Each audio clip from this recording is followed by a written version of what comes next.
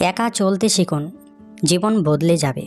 কারণ মানুষের জীবনে সবচেয়ে কঠিন অথবা সবচেয়ে শক্তিশালী শিক্ষা হলো একা চলতে শেখা। আমরা প্রায় ভাবি কেউ পাশে না থাকলে আমরা দুর্বল হয়ে পড়ব, পথ হারাবো। কিন্তু রবীন্দ্রনাথ ঠাকুর আমাদের শিখিয়েছেন ঠিক তার উল্টো কথা। মানুষ প্রকৃত শক্তি অর্জন করে তখন যখন সে নিজের ভিতরের আলোকে ভরসা করে একা চলতে শিখে।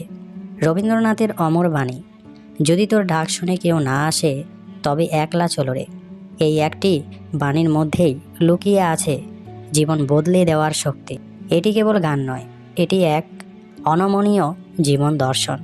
অনেকেই একা চলাকে নিঃসঙ্গতা বলে ভুল করে, কিন্তু রবীন্দ্রনাথের দৃষ্টিতে একা চলা মানে আত্মবিশ্বাস, আত্মমর্যাদা, আত্মশক্তির জাগরণ।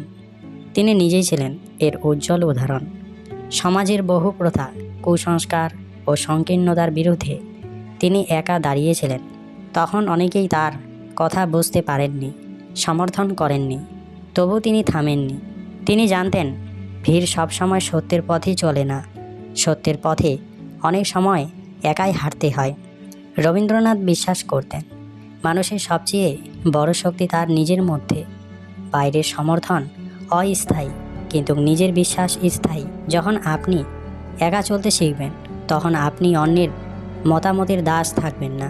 প্রশংসা আপনাকে উড়িয়ে নেবে না, নিন্দা আপনাকে ভেঙে দেবে না। তিনি লিখেছেন, নিজেকে যে সম্মান দিতে জানে পৃথিবী একদিন তাকে সম্মান দিতে বাধ্য হয়।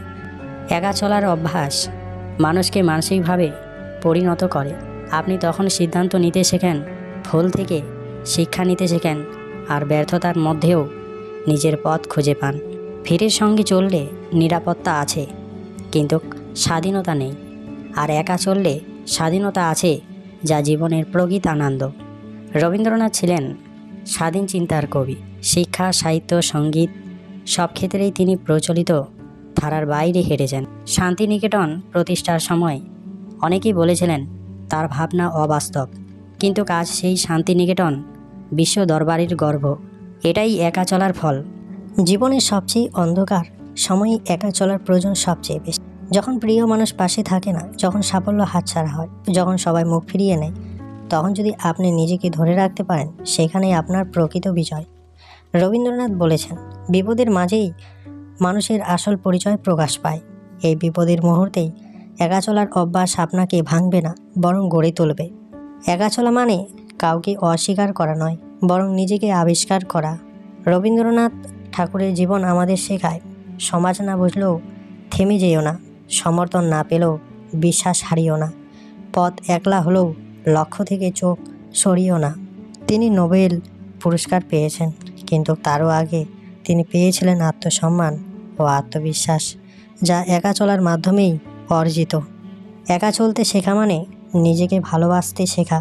জীবনের পথে সবাই এক সময় একা হয়ে যায়। সেই একাকিত্ব যদি আপনাকে ভেঙে না দিয়ে গড়ে তোলে, তবে সেটাই আশীর্বাদ। আজ যদি কেউ আপনার ডাক না শোনে, আজ যদি কেউ আপনার পাশে না দাঁড়ায়, রবীন্দ্রনাথের মতো সাহস করুন, একলা চলুন। কারণ একা চলতে শিখলেই জীবন সত্যিই বদলে যায়। বন্ধুরা, আজ এই পর্যন্তই। ভিডিওটি ভালো লাগলে একটি লাইক দিয়ে চ্যানেলটি সাবস্ক্রাইব করবেন। ধন্যবাদ সকলকে।